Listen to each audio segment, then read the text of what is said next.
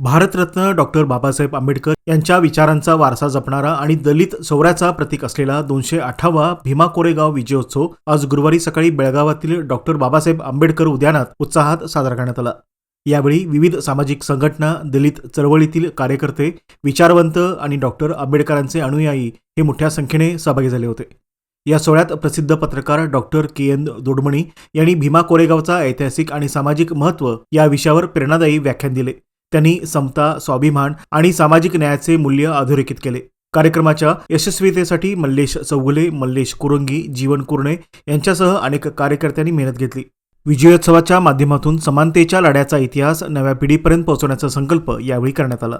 81ನೇ ಇಸ್ವಿ ಜನವರಿ 1ನೇ ತಾರೀಕು 2 ದಿವಸದವರೆಗೆ ನಡೆದಿರತಕ್ಕಂತ ಯುದ್ಧ, ಬಟ್ ಒಂದು ದಿವಸ ಅಂತೂ ಪೂರ್ಣ ಪ್ರಮಾಣವಾಗಿ ನಡೆದಿರತಕ್ಕಂತ ಕೋರೆಗಾಮದ ಯುದ್ಧ, ಅದರ ಹಿಂದಿನ ದಿವಸನೇ ನಡೆದಿರತಕ್ಕಂತ ಇಡೀ ರಾತ್ರಿ ಸಂಘರ್ಷ ಮತ್ತು ಜನವರಿ 1ನೇ ತಾರೀಕು ನಡೆದಿರತಕ್ಕಂತ ರಾತ್ರಿ 9 ಗಂಟೆವರೆಗೆ ಆಗಿರತಕ್ಕಂತ ಆ ಘಟನೆ, ಆ ಯುದ್ಧದಲ್ಲಿ 500 ಜನ ಮಹಾರ್ ಸಮಾಜದ ನಾಯಕರಾಗಿರ್ತಕ್ಕಂಥ ಸಿದ್ದನಾಯಕ್ ಮಹಾರ್ ಅಂತಕ್ಕಂಥ ಒಬ್ಬ ಮುಖಂಡನ ನೇತೃತ್ವದಲ್ಲಿ ನಡೆದಿರ್ತಕ್ಕಂಥ ಹೋರಾಟ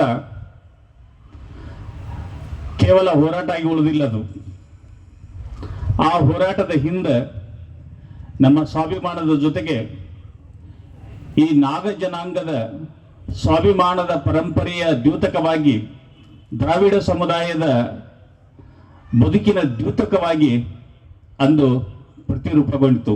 ಬದುಕಿನ ಹೋರಾಟ, ಬದುಕದ ನಿರ್ಮಾಣಕ್ಕಾಗಿ ಮತ್ತು ದೇಶದ ಅಸ್ಮಿತೆಗಾಗಿ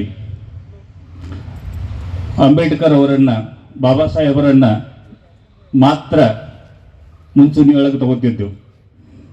ಈಗ ಅದೇ ಬಾಬಾ ಸಾಹೇಬ್ ಅವರು ಸ್ವಾಭಿಮಾನದ, ಸ್ಥೈರ್ಯದ, ವಿಜಯೋತ್ಸವದ ಬದುಕಿನ ಸಂಕೇತ ಆಗಿರ್ತಕ್ಕಂಥ ಕೋರೆಗಾಂವ್ ಘಟನೆಯನ್ನ ಮುಂದಿಟ್ಟು ಆ ವಿಜಯ ಸ್ತಂಭದ ಮುಂದೆ 1927ನೇ ಇಸ್ವಿ ಜನವರಿ 1ನೇ ತಾರೀಕು ಅಲ್ಲಿನಿಂದ ಪ್ರಾರಂಭ ಮಾಡಿ